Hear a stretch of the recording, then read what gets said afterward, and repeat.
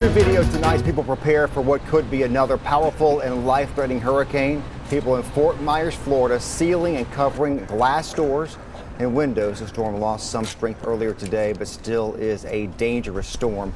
It's the first live look from the beach at Clearwater, Florida, just west of Tampa. Gray skies, calm water there for now, but that could change over the next 24 hours. Thanks for joining us tonight. I'm Josh Rowe. And I'm Latricia Thomas. Milton could affect areas that were just hit by Helene days ago. Tampa's mayor had a striking warning for anyone who wants to stay behind.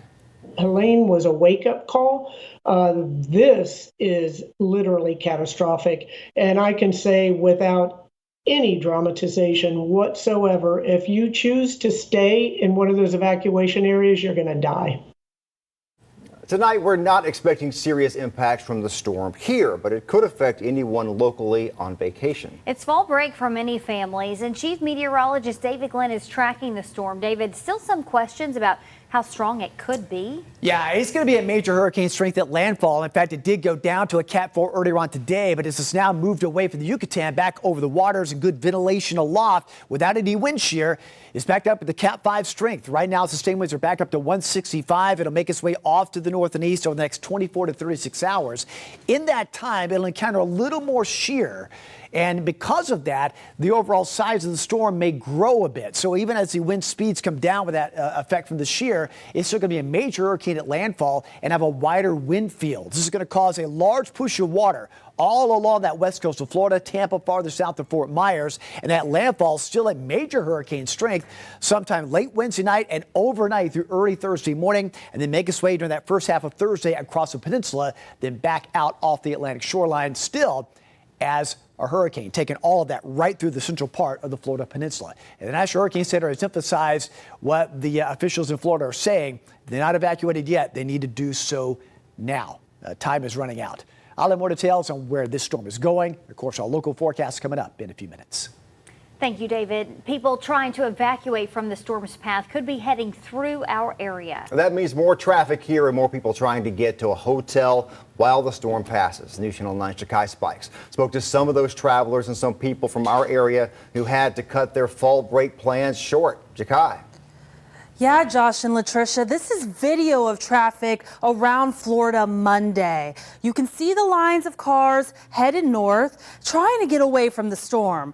Today, I spoke to people traveling and trying to help others in the storm's path.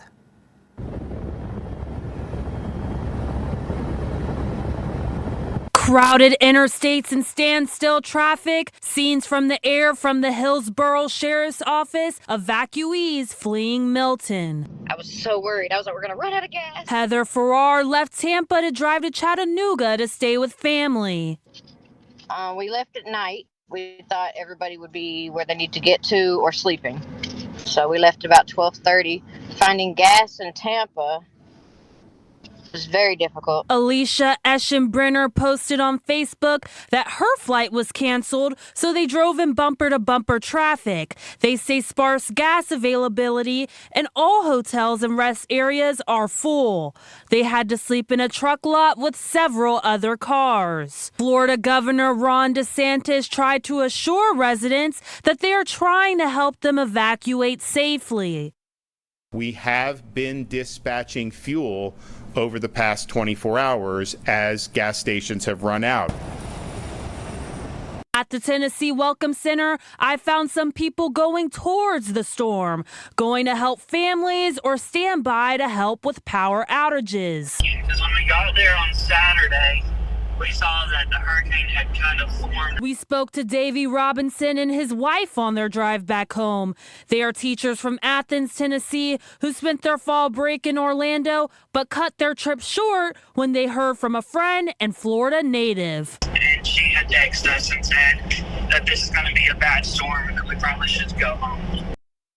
And this is the TDOT Smart Way camera on I-75 at Ringgold Road. Any traffic from Florida could head right up the interstate here, so expect delays. Back to you, Latricia.